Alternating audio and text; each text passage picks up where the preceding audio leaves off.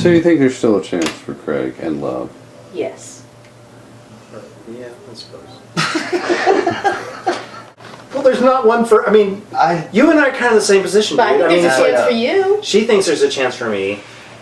Do we just like have that hope, or do we even want that? At this point in our lives, it's like, what the hell? I've been burned twice, bad, and I'm just like, whatever, you know. It sounds like the Moldy Peaches song to me. Who am I going to stick my dick in, right? It's like, okay, so it's the whole idea. It's like, what do we do next? Do we just pursue the sexual experience and forget about the rest and have a booty call kind of thing, or do we actually work at developing a relationship? And do we really want somebody the rest of our lives? I don't know if so. I want somebody. I'm calloused. Roaming around my house. I'm calloused, man. But just like, yeah, but you don't have agree to have too. somebody running around your house to have a relationship with someone. Well, I suppose you're right. You can have two separate places. Look at Mom and Jerry. Gary, Barry, Jerry. So are you guys proud of your brother? You Yes. think he's accomplished anything in his life? I think that he just keeps going.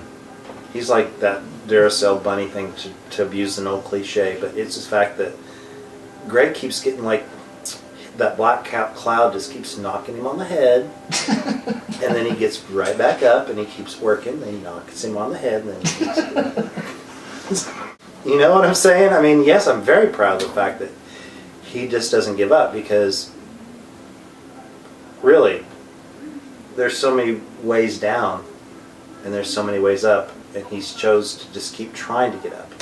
Can you agree? Yeah, I mean, I'm proud of him overall, like just how he lives his life. I think he's a good person, and he always tries to live his life and treat everybody with kindness. He really does. So overall, yes, I'm proud of him. Now, do I have my disappointing moments with him? Oh yeah. Yes. What are those disappointing But those moments? are particular moments or incidents or situations. It's not like an overall, you know. What has he done to disappoint you? Okay, I'm starting on that one. But before we go there, I mean, just to clarify, I could never ever and would ever say that I'm not proud that Greg is my brother. Yeah, I agree. I would never be embarrassed of him. Mm-hmm. Yeah, that I mean, yeah. Thank God. We just have those moments. Those No, I never, incidences. ever. But here's where disappointed backfired on Greg. Not on me. But we were supposed to leave at 7 o'clock for Dallas one day. And we were going to go down to Dallas, and we were going to get a U-Haul truck, get the rest of my sister's stuff, and bring it back to Wichita. Oh, yeah. And he was so hungover, he was an hour late. So all he could do was sleep in the back seat of my mom's Cadillac, which had that huge back seat. It was like Fleetwood, so it had all that floor, right, and everything. And it just so happened the night before, I had saddle soaked all her seats, so they were slick, right? And so he's laying in the back, barely functioning. That's what I'm talking about. I worry about when he functions. So he's back there in a fetal position on the back seats.